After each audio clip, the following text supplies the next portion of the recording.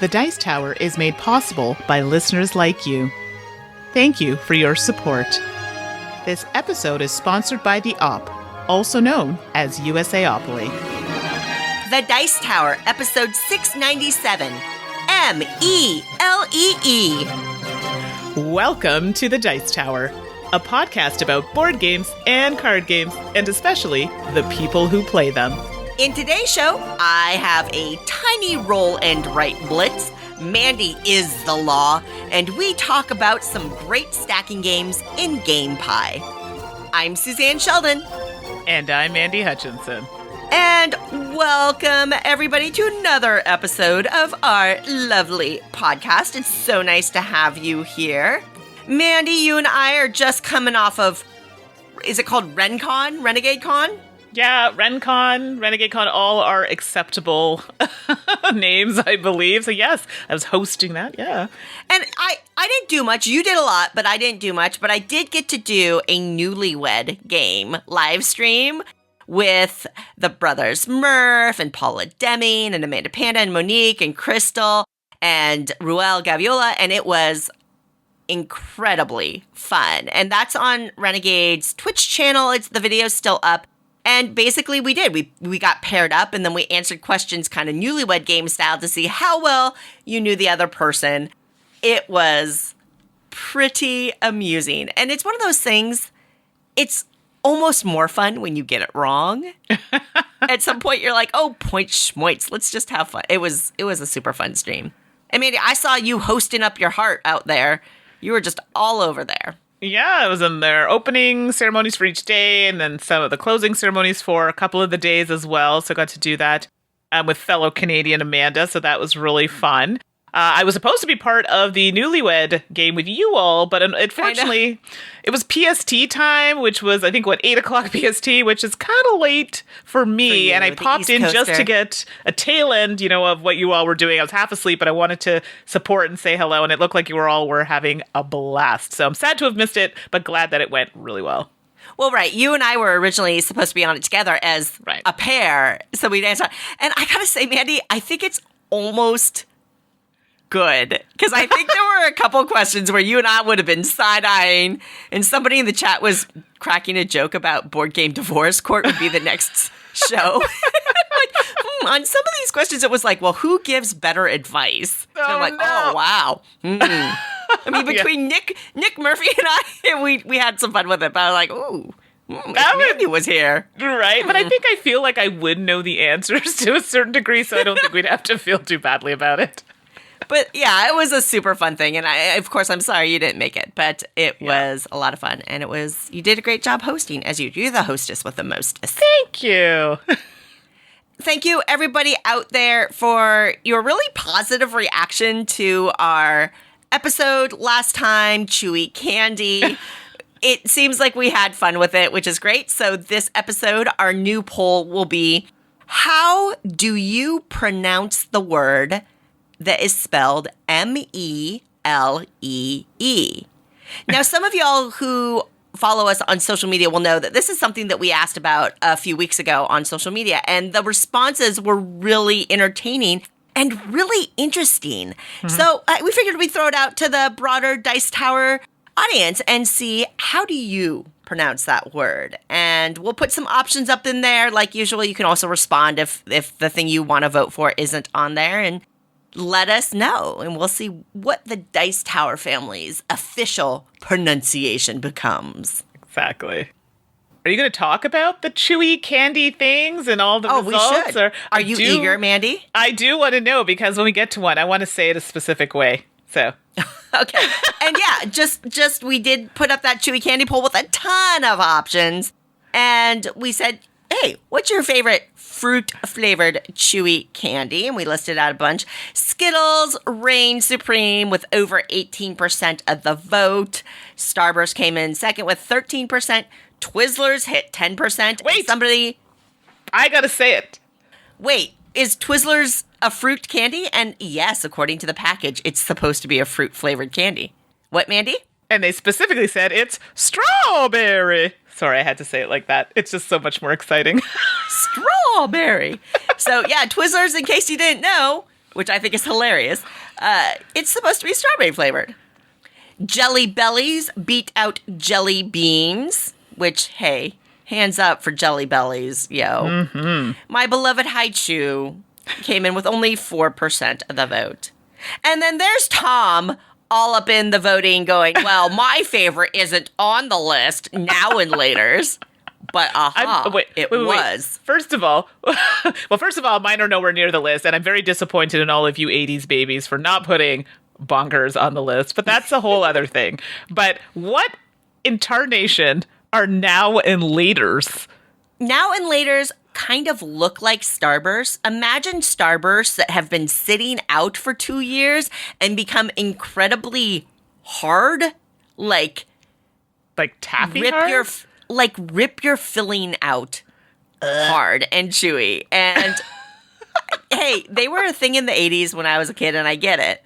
I just don't know many folks who would choose a now and later over a lot of the other chewy candies. But hey, Tom would. Do they still exist? Like, I'm seriously curious. So if people have an actual physical, what a horrible name for candy, by the way, now and laters, because we're talking about now, but like later, like you may not want to eat this candy because it's so old. Like, I'm really not sure where the name was going there. If you actually have a physical one, please send me a picture on Twitter because I'd love to see what this looks like. And a video would be even better if you're chewing it so I can hear if it's really hard. No, nobody wants that, Mandy. Nobody wants that. I want to know. You are so weird. I am weird. I want to know. Gross. So thank you all. If you're interested in seeing the final results, that's in a post on the Dice Towers Board Game Geek Guild. And it was super fun to see everybody's. Like, we had over 100, we had 180 votes, which is great. So fantastic. Thanks to everybody for chiming in. I look forward to hearing or seeing how you pronounce Melee. See, I'm trying not to throw the votes off here, Mandy. I'm trying to be really neutral right now in presenting the next poll. I feel like you should say it like a cheer. Give me an M. Give me an E. Give me an L. Give me an E. Give me an E. And what does that spell? Don't say it. Don't say it. You leave it. And then... Oh. Huh? Yeah, because I think you did real good on that yourself, Mandy. Thank you for that. Mandy, what are you dropping notes into the notes here? Wait, games you picked up? What? Oh, so I was feeling like, wow, usually we go to Essen, in the fall. And I feel like we're so on top of the games. Like, yeah, people are talking about, yeah, I know that one. I picked it up. I'm interested. It's on my list. And I feel like I'm so behind the curve. I'm seeing people pick up games. I'm like, was that a thing? Oh my goodness, it's an Uwe game? How did I miss this? You know what I mean? So I had to do a little bit of shopping online to try and get some of the things like Bonfire, which is a Feld, of course. I still can't get my little hands on. So I know, Suzanne, you have it. I'm very jealous about this. Wah, wah. But I do not. A tear is rolling down as we speak. What's the sound that you make? Ba, ba, ba, ba. Ba, ba, ba, ba. You're so much better at that noise than I am. I've been hearing it for many years, so you get used to that. And I think we are both owners now of Halarato. It's an Uwe game, right? Oh yeah, I'm so excited to try it. I just got my copy. It's heavy. It is, and mine says it's physically just level. Very heavy. I'm very excited.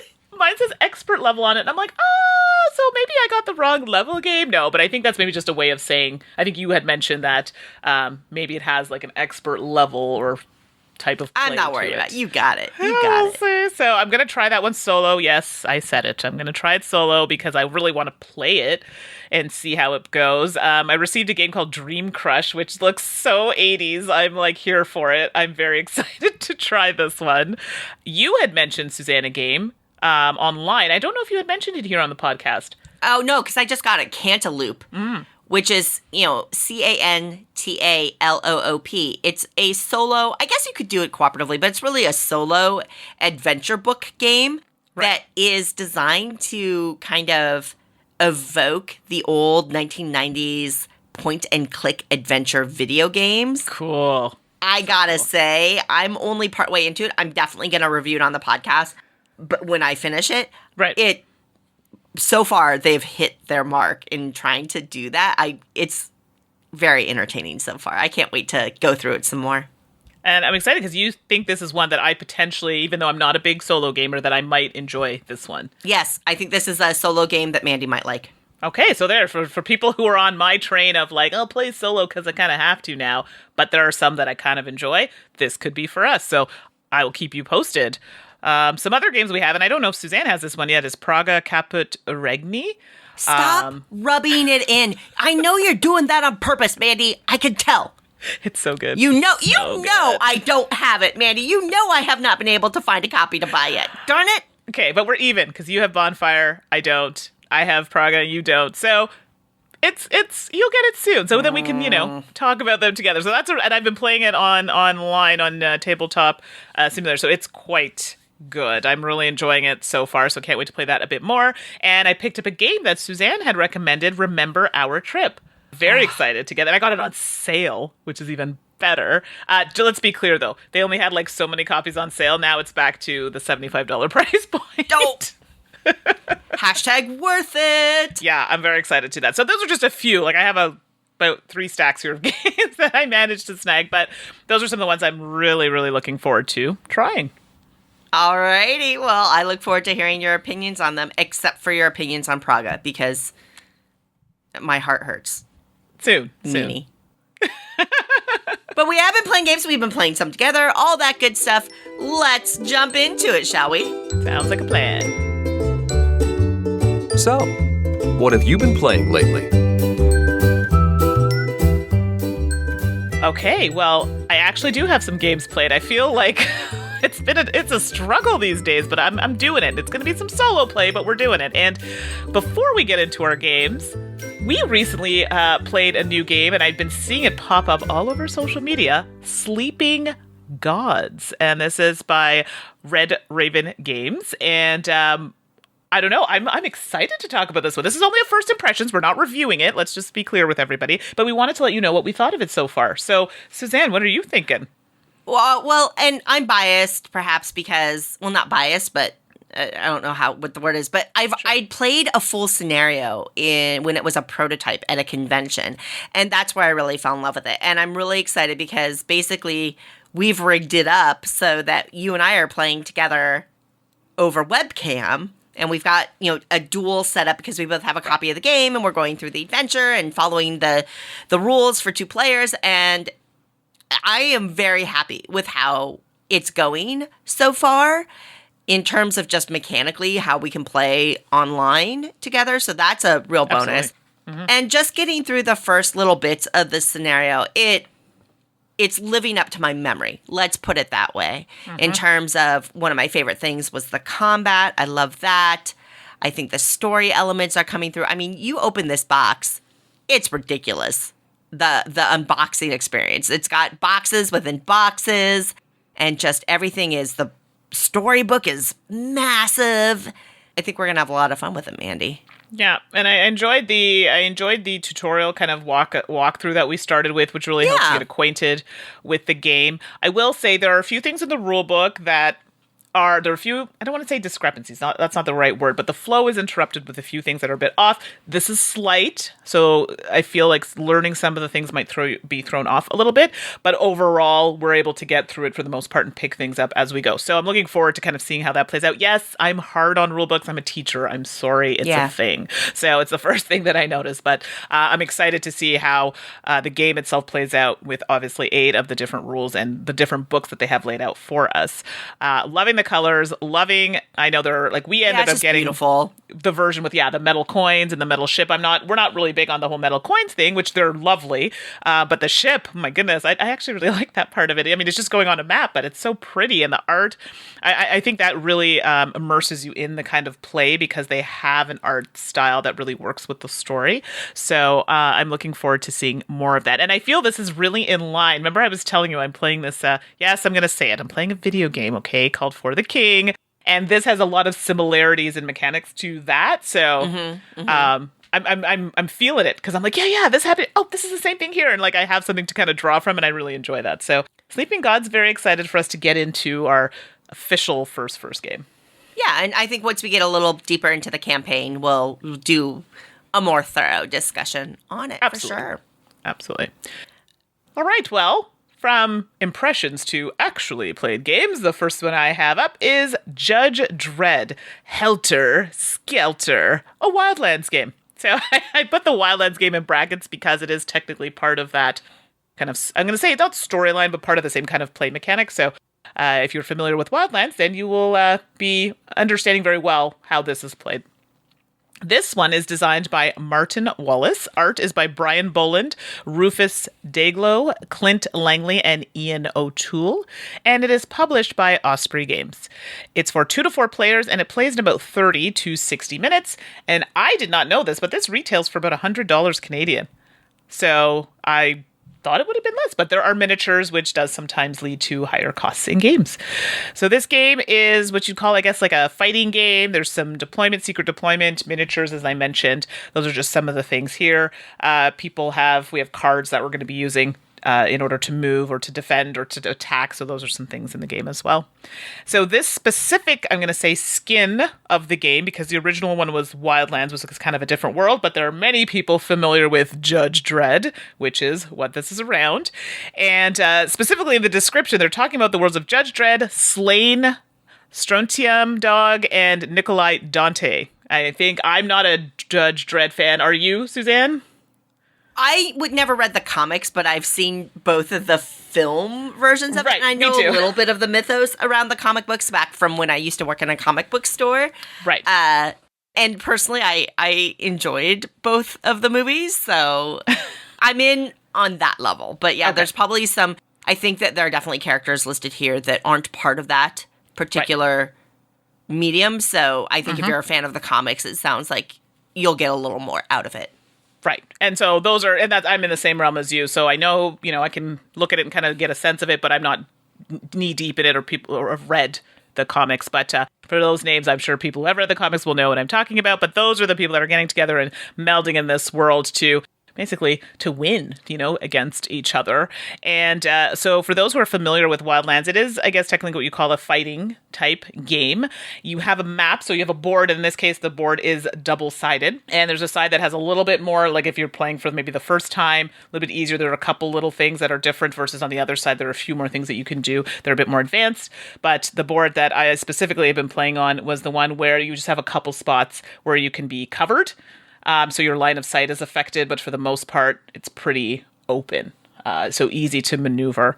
And in the game, everybody gets cards of characters, and it's I think it's 5, if I'm not mistaken. And each of them have different symbols that are associated with them. This is important because the cards you have, or the decks that you're using, when you want to take an action such as fighting someone or defending yourself, you need to play a card that has the symbol of the character you're using, with either symbol of a fight, defend, or something along those lines, or an interrupt or something that you can play for that character in the game. But there are things like you can be sniped. So you can get a sniper shot from like across the way, which is so wild. I'm like, oh my goodness. So yeah, you need to be prepared for things like that. Or if multiple people are on the same space, someone can snipe both of you, not just hitting one of you, but both of you. And before I continue, the goal of the game is to get 5 points. First person to 5 points is going to win the game. And you get points by, I don't want to say, but like destroying people in the game. So let's say I'm playing, Suzanne comes and it's like, pew, pew, and you're down. And she gets my finger off the board. That's a point. We also have these shards that are placed out through the game. There's a setup for how that happens, but when you are able to acquire a shard of your color, that's also a point. So you can see there are multiple ways to get points. And you only have so many cards on a turn in order to, either defend yourself, to fight people, or to pick up shards. And to pick up shards, it costs 3 cards with the same symbol of the character that's in that area. So, and you only have 7 cards in hand, and you only draw 3 cards at the end of a turn. So it can get pretty expensive with the cards. You have to be careful. Just when I thought I had a win today, I played it a bit today. No, Carol. Yes, Carol, I'm talking to you. Snuck in. Calling out Carol. Destroyed me and my other friend Nicole. It was a sad day, but I kind of expected that to happen. So all that to say, that is literally the general idea of the game. You're moving around, trying to collect your shards, and trying to destroy your competitors. Meanwhile, trying to navigate certain spaces of the board where you can, take cover so their line of sight can be interrupted or things like that. So playing your cards wisely Very important. Also, where you get placed on the board, because there is a time in the game where you're revealing characters, you want to try and make sure you're in good spots, so you can enable yourself to get the shards or at least defend yourself appropriately.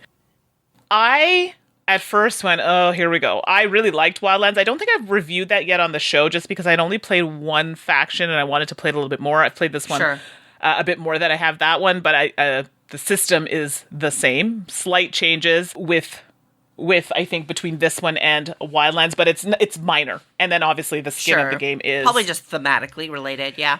It's been a while since I've played Wildlands, but from what I remember and from what I discussed with friends, there are some slight differences with the characters. I think it has to do with once a character has been removed from the game, and how their use is in the game. I think there is a differentiation there between the two games, but it's just something slight like that. Other than that, I think the majority of the game remains the same. Cool. So I like this game. I don't like super combat-y, fighty games, but I didn't find this one got overly aggressive, if that makes sense. Yeah, you're trying to destroy people, but at the same time, you could take the strategy of, hey, I'm just gonna go and grab my stuff. Do you know what I mean? And you can just kind of avoid people. I mean, not always, or you can just defend yourself. You don't have to attack. I mean, it's great if you want to get a point, but that's not something you have to do. If somebody wants to spend their time chasing you and attacking you, have at it. You can continue going around and collecting your shards and winning the game that way. So it's I like to do a combination of the two, but you have those options, which I'm happy to see. Definitely this particular case, fans of Judge Dredd will obviously like the art is really nice and reflects, the characters that people know and love and the stories there. So I think that is a bonus. Do you need to know about Judge Dredd? No, I'm still enjoying it nonetheless. You may prefer to have the Wildlands theme, but the system, like I said, is very similar, if not pretty close to the same. We, and this is Nicole, one of my friends who I was playing with, mentioned that was this reminded her of Adrenaline, which was kind of that first-person shooter. Yeah, I love Adrenaline. And it's funny, when she said it, I was like, oh yeah, how come I didn't, you're absolutely right, I didn't even think about that. It is very similar to that, I find. Oh, interesting. Yeah, so if you were in line with those types of games, and again, that was another game I didn't think I was going to care for, because I say that now that I wasn't really into first-person shooter games, although I've been playing a lot of them lately. It definitely has that same vibe, and so if you like that type of game, I think you might actually really enjoy the Wildlands, or even this Judge Dredd version of the game. And it's Martin Wallace, so it does have that kind of Euro-y feel to it. I know it sounds strange, but it totally does. And I think, again, if you're in that world like me, who plays a lot of those Euros and stuff, I think, again, this is maybe a slightly different take with the whole fighting aspect, but I think you'll be like, oh yeah, this is comfortable and familiar, and I like this. So Judge Dredd Helter Skelter, it's a big thumbs up for me. And I went in kind of being like, oh, roll the eyes, I don't know about this game. I really enjoyed it. I think that's great. I really do like Wildlands, and I would definitely try Judge Dredd. It's good to hear that you enjoyed it. Yeah, and I think there's an expansion coming out or has come out, and there's another Wildlands coming out, so there's lots of content. Woo! People love that Wildlands. Mm-hmm. You know what else people love, Mandy? Oh, what is that? Roll and write games. Oh, surprise! A little while ago, I had ordered a bunch of games online. It's just something I enjoy doing, is finding games that aren't available easily in North America and then tracking them down. And if the game is a roll and write, I'm going to go chase it down. So buckle up, folks. I got four roll and write games we're going to blitz through. And I say that because they're all kind of a family. NSV Games put out a series of 4 roll and write games that are literally packaged in paper envelopes. Oh. It's just literally a paper envelope slightly bigger than a standard playing card. But it includes a complete game in that envelope. You get a pad of sheets, a pencil, and a single small 6-sided die, and the rules. And that's all you technically need to play. So let's go through them and see if this concept works or not. Because 1, low packaging, low waste, nice. 2, highly, highly affordable. I think that these retail for about €4 a piece. Okay. Which is really not that expensive. So the names of the games are Volle Weide, Honeymoon, and Hamstern. We're going to go through them one by one. All 4 games are designed by Moritz Dressler, published by NSV, but I will point out, developed by Stefan Bendorf, who once again, Stefan Bendorf is very well known in the roll and write world for his fabulous, fabulous designs. He's also a wonderful card game designer. I like his designs very much. Oh, we could really? Tell us how much you liked it, Suzanne. I don't think we got that. No. You stop, you troublemaker. But I wanted to call that out because I think Stefan Bendorf's name brings a lot of cachet to this series. It caught my interest. Let's put it that way. Mm-hmm. All right, let's start with Wolle, or Volle, which is wool, I think. And basically, thematically, you get this little sheet. And again, remember, this sheet is the size of a playing card, essentially. You roll a die, and then you will draw lines. It looks like a bunch of little dots with items. There's like a paper airplane and a sock and a little toy mouse, because you're trying, in a way, to connect this ball of wool to this little kitty cat paw at the bottom of the sheet. And you're connecting through the dots to do so, but you're also collecting items, because as you go through an item, you get to mark that you got it. Oop, I got a paper airplane. Oop, I got a sock. Great. And there's a little bit of set collection for scoring in there as well. You roll the die, and you move or connect that number of dots. So if I roll a 4, I draw 4 little spaces, essentially. You can turn once. So I could move to the side 1, 2, and then go south 1, 2. Great. But you can only turn once. And you have to take the full movement. You cannot stop short. Oh, tricky. There are porcelain cups that you add. And this is interesting because you get to determine where on certain spots these little cups are. If you go through a cup, you're going to lose points. There are some blocks that you are not allowed to move through, etc. And you just go through this until somebody connects at the end, or you point, or if you crush so many cups, and you score points for the items that you've managed to collect. The fact that you have to move the full movement and you can only turn once, it gets you. It really does, because you find yourself worked into corners where you realize, oh, I want to get that sock, but then I have to turn a corner. Wait a minute. If I do that, I have to move 5, but I only have 4 spaces to get there. I can't turn twice. I can't go there. I have to give up on it. Mm-hmm. Very good. I like Wolle a lot. The next one, Volle Weide.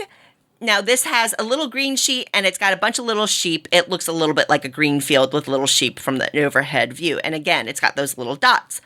This time, it's the same thing where you're drawing lines and connecting dots. This time, the die value determines a specific shape of lines that you can draw.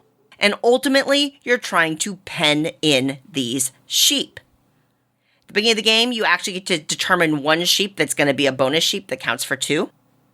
And then you mix up the sheets with your other players and hand them out randomly. So you can say, oh, I'm going to go for this sheep there, but then you don't know if you're going to get that one.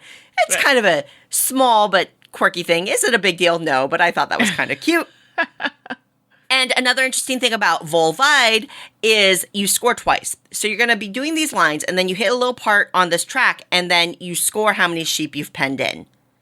And then you complete the game and you score them all again, including the ones you got the first time. Mm-hmm. So that creates an interesting scoring situation where you want to kind of pen in fast so you can double up on those points. Right. And I thought that was a really compelling small scoring twist. So same, very mechanically similar to Wolle in that you're just connecting dots, but how it actually plays out is quite different. Mm-hmm. Clever stuff.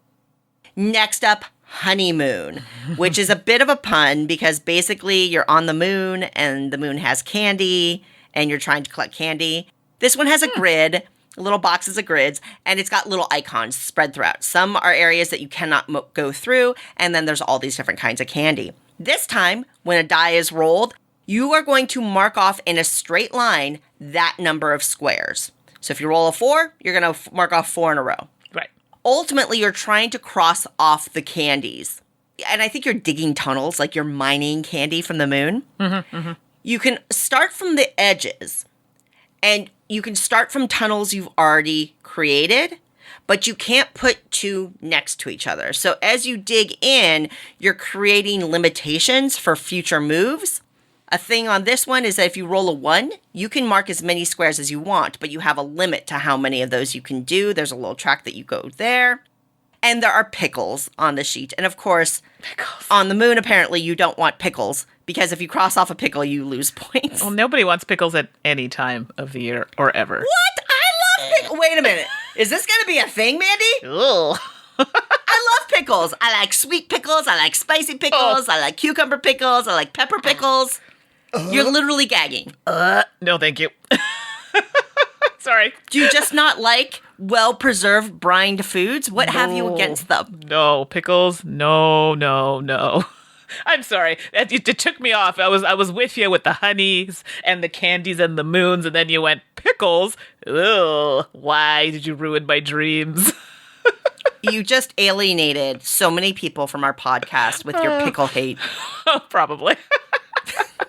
Sorry, continue. Anyway, that's Honeymoon. So you're going to score off in these sets and try to get as many sets of candy as you can. But again, you've got that straight line mechanism, the no side-by-side mechanism, which create limitations, which are interesting. Finally, Hamstern, where you've got these little, I guess, underground sections, and some have acorns and mushrooms on them, and you're basically just trying to fill areas. So again, you roll a die, and whatever number comes up, you're going to mark off that number of squares in a little room. You will score points if you manage to completely fill a room. You will score points for mushrooms you mark off. You will score points for acorns that you cross off. But you have to start in one room, and you have to work your way to the other rooms and kind of earn your way to access the other rooms. And you will definitely not have time to do everything. So there are some interesting choices that you have to make as you go along there. And that's literally the game. Like, roll a die, mark off that number of squares, try to earn points.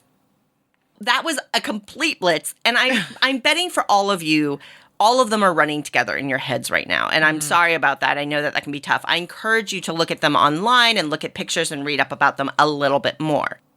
What I can tell you about the series, one, there's a lot of value here. €4 for this little packet of games. You get a nice size score sheet pad. What I forgot to mention up front, all 4 games have double-sided sheets, and the sheet on the back is different. So you're actually getting 2 different quote-unquote boards in each envelope, which is wonderful. These are incredibly simple roll and write games. You can play them with any number of players. It's just that kind of thing. The die is rolled. Everybody does what they can with the number or what they choose to do. That's one of my favorite things about a lot of roll and write games, and all of these do that. This is something you slip in your pocket. This is something you carry with you. Is this a game that you're going to necessarily pull out every game night? I don't know. But what I can tell you, it's perfect for travel. This is a great game to introduce young players or players that might not want real sophisticated games to go. It is a perfect filler. I'm telling you, you can play these games 10, 15 minutes if you want to. And they're great. I'm not going to make up like these are, like they're bringing new depth like Dice Charmers. Or no. These are very, very simple, very straightforward. But each one has just enough twist to keep it a little interesting. And I think it's delightful. Wolle plays different than Volle Weide, even though you're doing the same thing. The tunneling thing on Honeymoon is incredibly clever because you realize you can box yourself into corners and you didn't plan well or you didn't mitigate well. And I think that's great. So if you can get your hands on these, they're not easily available in North America. I did order from Europe directly, but I'm really hoping NSV finds a way to bring these over because I think they're clever. I think they're delightful games to introduce new players to. You can definitely play them with young children. They're that simple, but these are not mindless games. These are really enjoyable, small, affordable roll and write games, and I'm absolutely charmed by them. So that's Wolle, Volle Weide, Honeymoon, and Hamstern from NSV. I'm going to finish off with a train game, or a game about trains, or trains in the game with, okay, you get the idea. Are you okay? Like, did you just... I was in my head thinking of what happened?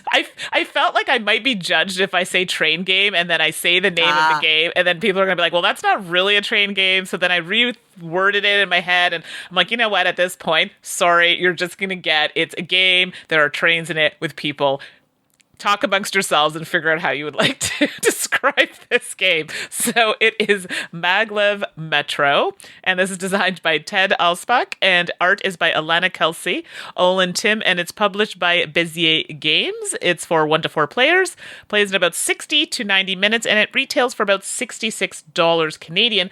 I don't think this is available yet, ? This might be a pre-order, so if you are interested in it, you may have to check your online stores or potentially your local stores if you can do pickup to see when it's available. So I'm going to start off by saying I played this game at least a year and a half or 2 years ago with Game Boy Geek and Ted, the designer, and Ted's wife at a convention, and I was horrible at it. Like, not just horrible in my usual sense, horrible.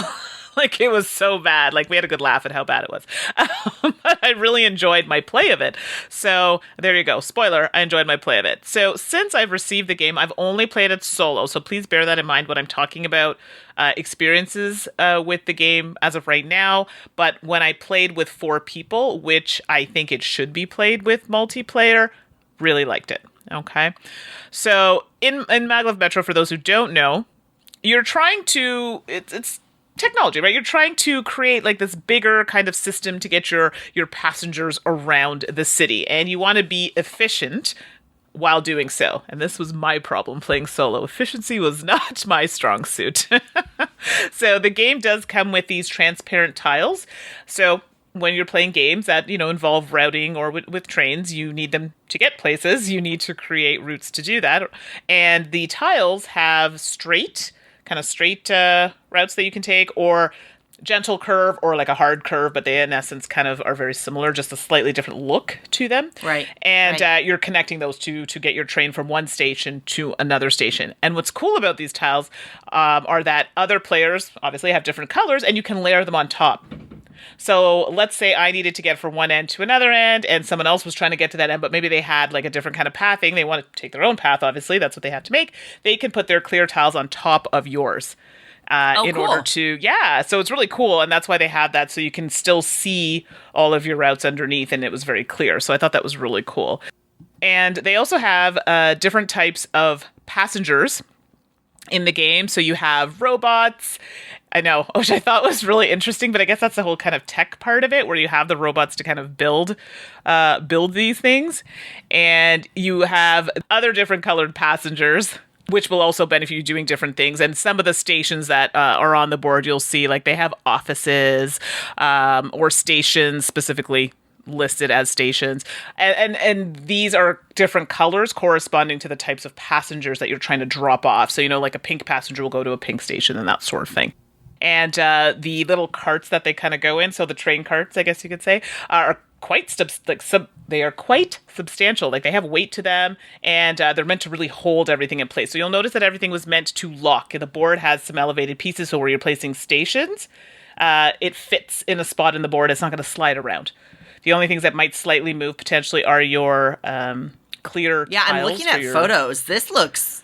Right? This looks slick. Wow. I know when I played it was a prototype, but as Ted was telling me what they were going to do with this game, I'm like, it sounds like a tall order. And I have to tell you, it's delivering. It looks really good. So in the game, I should probably talk a little bit about what it does. You have your own board, which is where you're going to be managing your actions. And it's a lot. When you see the board, you see a whole bunch of spaces for meeples that are in the game.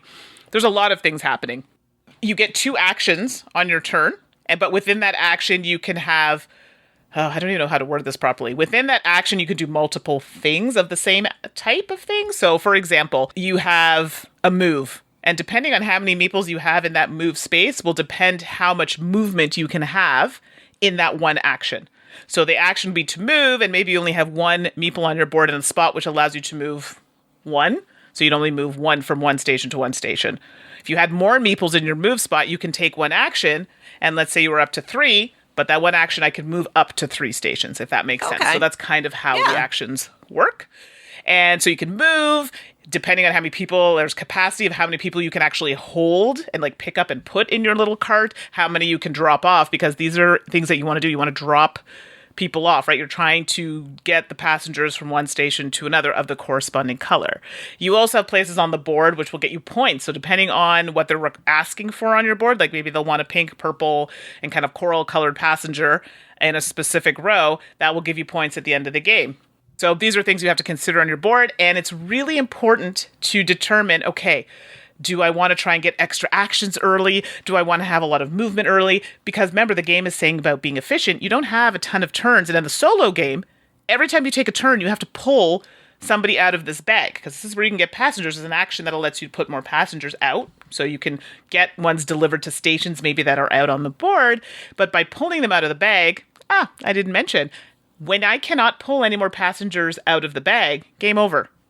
So when you have, as a solo player, every turn you play, but before you play, one comes out, play your turn, one comes out, it goes really fast. So then you really have to determine what are the best ways to organize my board to efficiently get my passengers to where they need to go.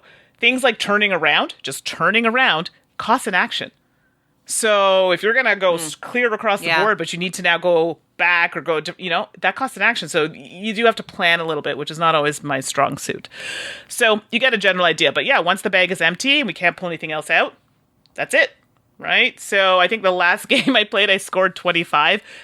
That's bad. Just for your point of reference. That is horrible. I'm judging you. Oh no, judge away. It was bad. But I talked to others and they fell in the same kind of boat. So I was like, okay, it's not just me. Not to say that I won't get better, but solo is difficult. And I mean, yes, it is meant to have some challenges. I did find this one extremely challenging. And I had played the game before, so it's not like I didn't know what to expect. So I don't know. I'm not a solo player, but just from my experience, I don't view this as a solo game. Sure.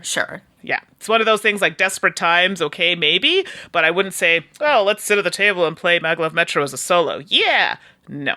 I think to learn it, sure. Get to know what it does, great. And I only played the Manhattan map, so I will revisit this once I played it with a group and when I played the Berlin map, because there are some slight changes there, which does make it, I think, a little bit more tricky to play. So we will revisit that. But my play with 4 people, I enjoyed that much more with the kind of competition on the board versus my competition against the race against the bag, if that makes sense. Yeah, that makes sense. So I enjoyed that interaction. So just from my experiences, I would recommend this game as a multiplayer game. I did not love it solo. Fair enough. And I mean, you're not a solo player. Sure. And so Absolutely. This is the kind of solo game not for Mandy. So, but can I tell you, I don't even think that. I think even as a solo player, I don't know if you would like this. Ah. Yeah, because this is actually a game. It's oddly enough, as a person who doesn't play solo games, this would be a game you would think that I would love playing solo. There's no upkeep. All I have to do is pull something out of the bag, put it aside, and keep it moving. Right. But I just felt like, and maybe it was just too hard for me in the fact that I was like, oh, I have to be really, really tight in the game. Maybe that's the part I didn't care for. But I don't actually know if people who are solo gamers are going to enjoy that. Fair enough. All that to say, that was Maglev Metro. That was a mouthful. That was a lot. But like I said, I will be revisiting with a future group play to see how it has changed since my first play of it many moons ago. Maglev Metro. Give it a go. All right, to wrap up games played, I'm going to chime in with a Stefan Bendorf card game. Because why not? 111 ants. Not like aunties, but like little bugs. Aunties. Ants. Okay, that's a thing. Although now, thinking about this game, I actually really kind of wish it was 111 AUNTS. That would be, art-wise, that could be really entertaining. That's actually very funny. 111 ants is actually, as far as I can tell, just a re-theme of a game called My Rummy 111. I'm not sure why they did this, but whatever. This is published by White Goblin Games, designed by Stefan Bendorf, and the art is by Denis Martinets, or if it was French, it would be Denis Martinet. I don't know which one would be more appropriate. 111 Ants is one of these simple card games that brings a little more to the table. So this is going to fit on your shelf with games like No Thanks It's a little lighter than Ohanami. It's going to be with 6 nymphed. In fact, now that I think about it, 111 ants kind of feels like a combination of 6 nymphed and Crass Carriert. Ah, okay. Which Crass Carriert, we've played together, right? Whereas that simple little card game where you can't reorder your cards. Anyway, we'll get to it. So 111 ants. Basically, you've got a lot of cards, and they all have, they're just numbered. I don't remember the full range, but maybe it's 1 to 111. And different cards are going to be different colors. So there's black, green, and blue. But really, what that's determining is how many, I think they call them jokers or little ant heads are on the cards. And maybe that's why it reminds me of 6 nymphed with the bull heads, the beef heads on the 6 nymphed cards. And you're going to get a handful of cards, shuffle up the whole deck. You're going to handful of cards. You may not reorder them. You cannot organize your hand because it's absolutely, that's the critical part of the game, is the goal of a round is for you to get your hand in ascending or descending order. Your choice, tricky. You look at your hand and you can determine which order you want to go, right to left, but you cannot ever reorder your hand. The game mechanisms are so simple. All you do is you got your hand, you take a card from the 3 that are going to be turned face up, add it to your hand wherever you want, but then you have to take one of the cards on either side and discard it to the center. So let's say you have a 7, 9, 40, whatever, and you take the 10. You're going to put it next to that 9, right? Then you have to get rid of either the 9 or the 40. Well, chances are you're going to get rid of the 40 so that you can keep that order going along and you're trying to create a nice run. It doesn't have to be sequential, like 7, 8, 9, 10. Right. It could be 7, 20, 57. That's fine. And then you discard it, and then your turn is done. And the round ends when the first player manages to get their hand in ascending or descending order. Having to discard from either side is actually fairly challenging at times because what you're going to find out is you've actually built up a decent run, and discarding a card next to you can be difficult because you're actually going to be breaking up a run potentially. So you're trying to plan ahead a little bit in an interesting way. Also, those jokers, those little ant heads on the cards, because what actually happens is that when you manage to get everything ascending, you're going to get a ton of points, great. But everybody will get points for the longest run they have in their hand at the time that the round ends, based on the number of jokers in that run. So what you're going to find is that when you add a card and you have to discard one from either side, you're going to find, oh, this is the easy card to discard, but it has 3 jokers on it. I'm exchanging 1 joker for 3 jokers. Wait, that's a bad move. But this is the card I need to improve my sequence so that I can try to get to the end faster. That choice that you're making there becomes so interesting and so much fun, and I just love it. These darn card games that are so simple but have these little twists that make them interesting are just some of my favorite games around. 111 Ants, really solid, fits right in that family with 6 nymphed, Crass Carriert, No Thanks, all those other ones, these really, Llama, right? Just right in that family. If you like those other games, 111 Ants is definitely worth checking out. I don't know why they put ants, but, I'll roll with it, whatever. This one was a real hit, and this is a keeper for sure from White Goblin Games.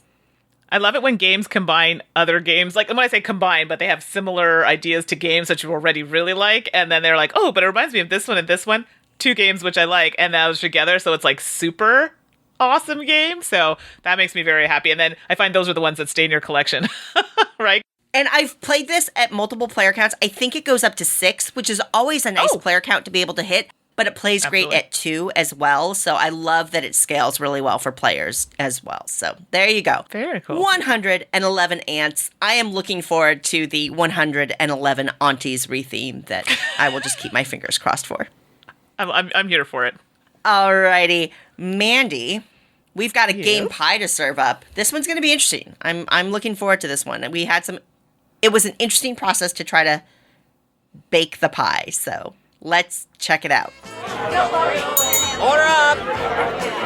And now, it's time to order up a slice of game pie.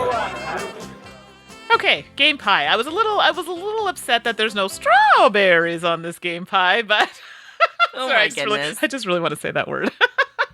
But I digress. We are actually going to be talking about non-dex games that you build in capital U and P up. So, yeah, that was a lot. So, games you build up. Let's just go with that. And it was fun to look through this and kind of talk about what games. There were more than I remembered off the top of my head when I started searching around. And I actually ended up having to cut some games as I was going through this, going, oh, wait, no, ooh, ah.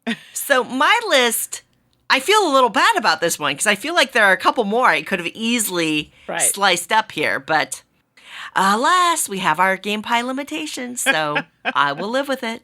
So for you and for me, I think mine was blanking. I know for a fact that I have a lot of them. It's just like they couldn't come to me for whatever reason. And I'm sure after we do this list, they will. And then I'll have to mention them on a future podcast. But here we are. So the ones that I do like and do remember, let's start off with my first one, Favelas. So Favelas is one where it's supposed to be taking place in Brazil, I believe it is, and it's colorful and fun, and very similar to games like number 9, you're building up, and you need to make sure that your tiles are, building up in a square, they're not hanging off. Like that, exactly, they're supported, so you can get them built up and gain points that way, and there are dice that are matching colors to some of the tiles that you're using, and again, trying to build as high as you can to get those points. Favelas, for me, love, love, love. I think, Suzanne, you were the one who first told me about this game, and then I had to have it after that, and it's still one that I play and I have on my shelf. I implore you to check it out if you haven't, even not just for the tiles, but the chunky dice are amazing. Favelas. Well, the first slice I will serve up is Blueprints. Blueprints is one of these games that I will fit it onto any list that I think it can fit into because I just love this game and I've loved it for years. I can't remember how long it's been published, but it really stands the test of time.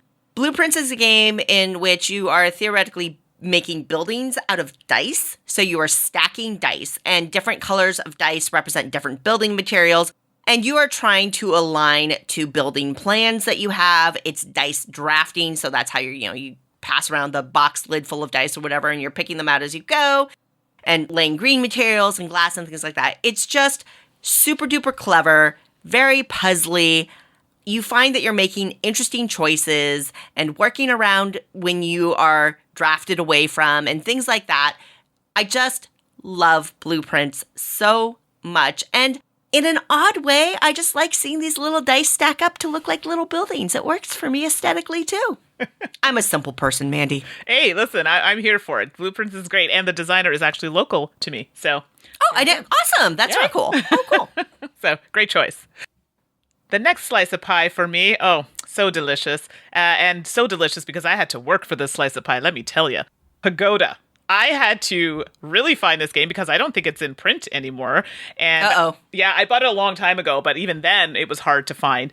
And Pagoda is one of those games where you are literally building up. You've got tiles and you're trying to build up with, depending on the little, I don't even know what they're called, but little posts or something like that. Exactly. Yeah. And you're supports. And you're trying to get up to a certain level in order to accumulate points. And on the board, you want to try and build as many as you can, but also to a very high level. Now, I'm making this a very basic explanation, but that is, in essence, the game. And you've got ways to do that.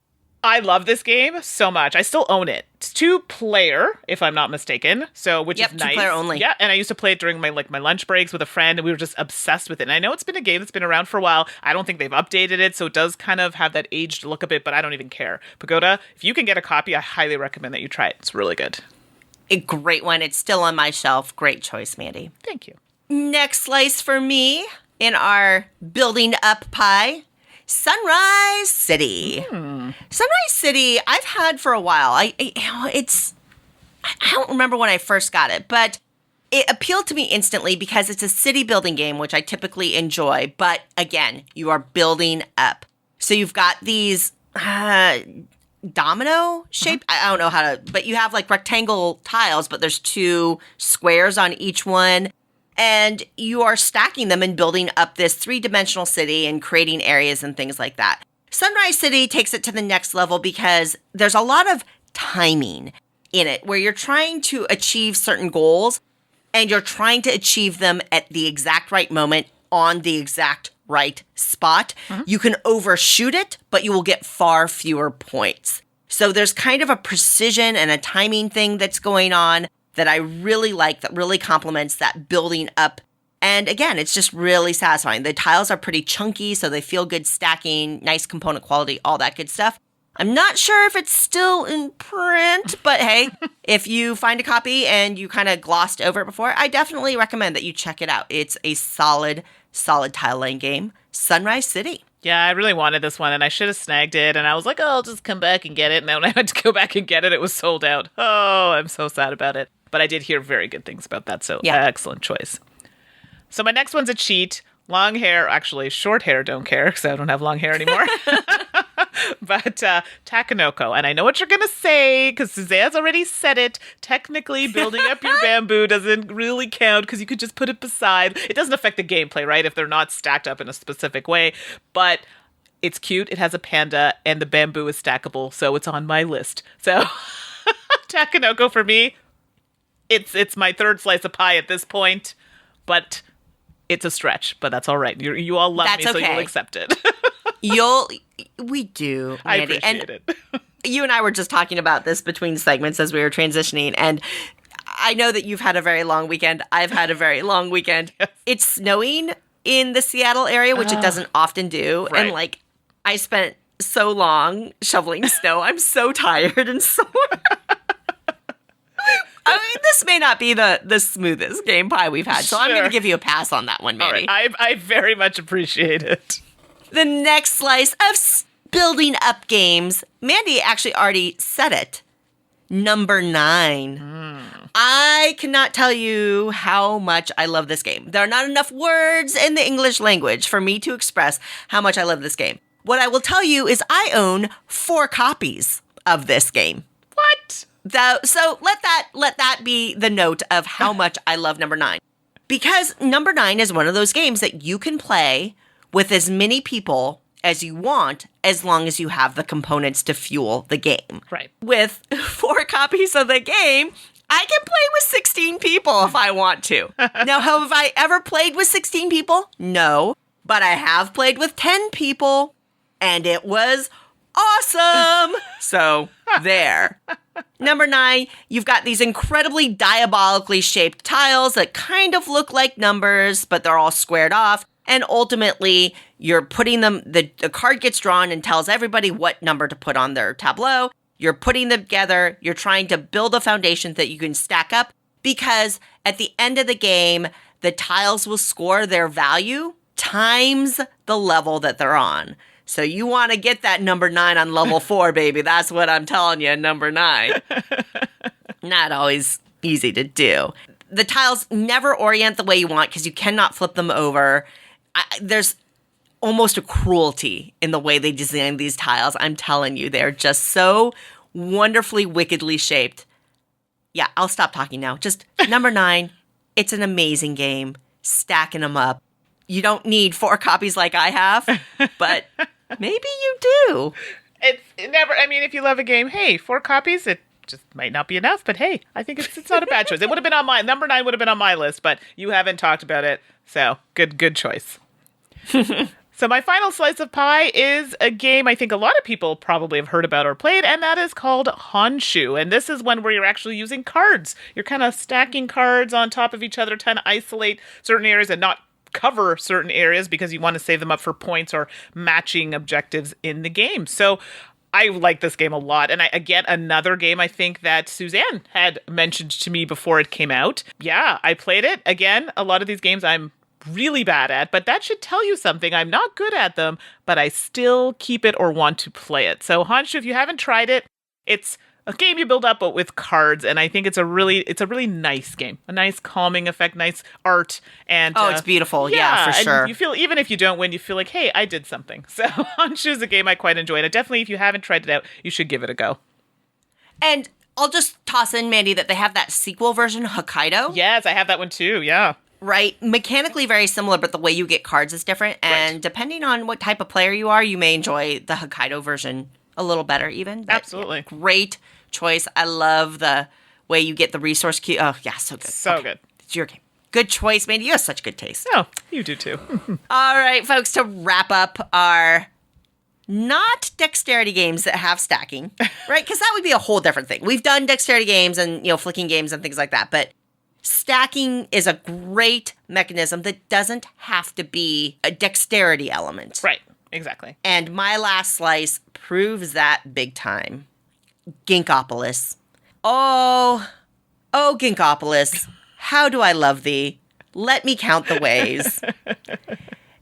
And I'll tell you, Ginkopolis is I'm not going to call it super heavy. I mean, everybody's kind of envisioning of board game weight is different. But I will say Ginkopolis is pretty meaty.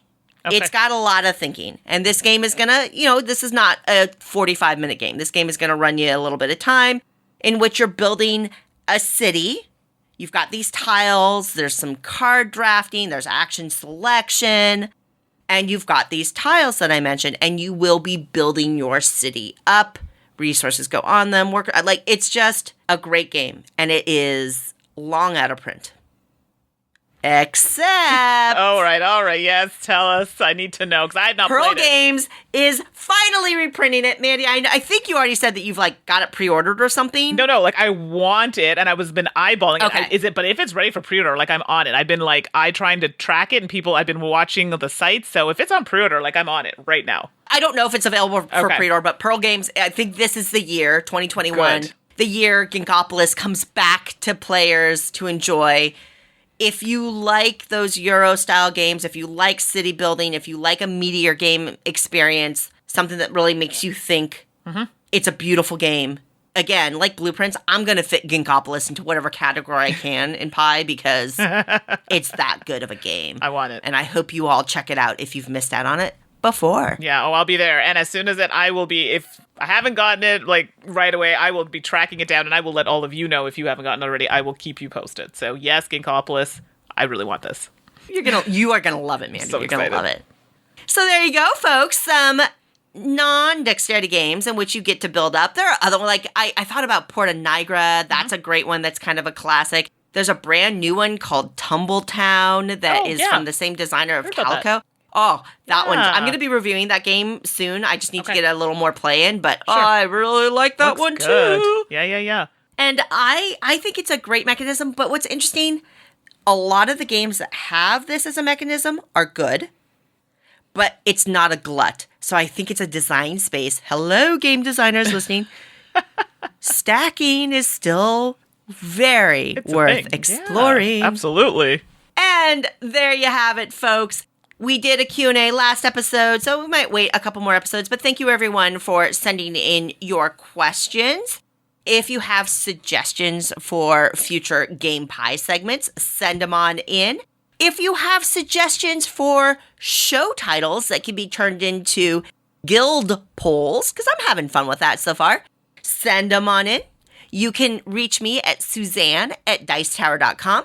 And you can reach me at Mandy, that's Mandy with an I, at dicetower.com. As always, it is a pleasure and privilege to be podcasting here with you today, talking about games, talking about pie, being a little tired, a little sore from snow shoveling.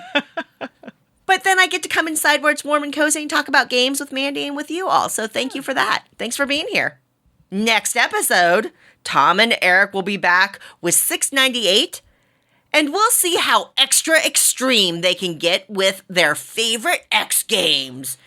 Yeah. I feel like I should be singing Wayne's World, party time, excellent. Excellent. Hashtag nailed it. Right, you can't just say extreme. No, without being extreme. Oh, I find that a bit extreme. No, you don't. You got extreme. $20 pays for the whole seat, but you'll only need the edge. That's going to be episode 698, folks. Buckle up. Okay, I think this one's a show, Andy. I think so. Until next time, everyone. Thank you so much for putting up with me. I'm Suzanne Sheldon. And me too, because I'm just wild today. And I'm Mandy Hutchinson. And you've been listening to The Dice Tower. Thanks for listening. Promotional consideration has been provided by game publishers in the form of review copies of games. This podcast is sponsored by listeners like you. Thank you for your continued support. And speaking of support, the Jack Vassal Memorial Fund is an organization dedicated to helping gamers in need. Learn more about the fund's mission and how you can help at jackvassal.org. The Dice Tower is produced by Tom, Suzanne, Mandy, and Eric with assistance from Roy Canaday and Rob Searing. Our theme is composed by Timothy Pinkham and arranged by Matt Bellier. Let us know what you think of the show by posting to the Dice Tower Guild at BoardGameGeek.com, following the Dice Tower on Twitter, or by emailing us at podcast@dicetower.com. And don't forget to visit the other shows in the Dice Tower Network at dicetowernetwork.com. Until next time, from all the gang at the Dice Tower, have fun gaming.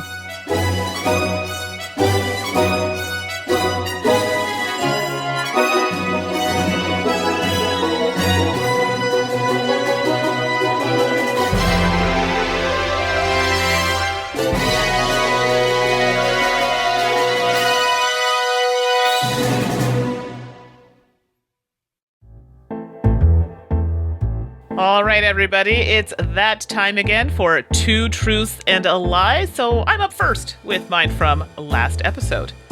I can bend my thumbs really far backward, I can do a backflip, and I can do the splits.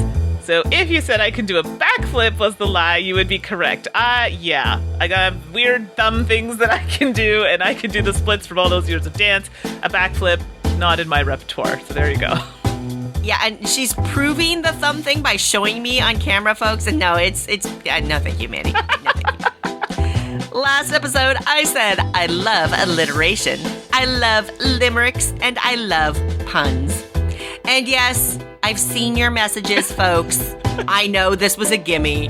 Anybody who knows me a little bit knows the lie was that I love puns. Quite frankly, it hurt me a little to even utter that sentence for this segment. People are very disappointed. But I have to say, next episode, I think I might have to come up with a limerick for you. I'm quite good at writing limericks. Oh, I'm in. All right, up for this week, here we go. I'm on and I'm going to say fun television sort of route. We're going to use that wording for this. So here we go. I watch 90 Day Fiancé. I watch Married at First Sight. And I watch Marrying Millions. Oh, boy. I had to dig deep for these ones. Did you, though? Did you? All right, folks. And my two truths and a lie for this episode. I camped in line for a Nintendo Wii. I camped in line for a Magic the Gathering Legends release. And I camped in line for the Star Wars movies.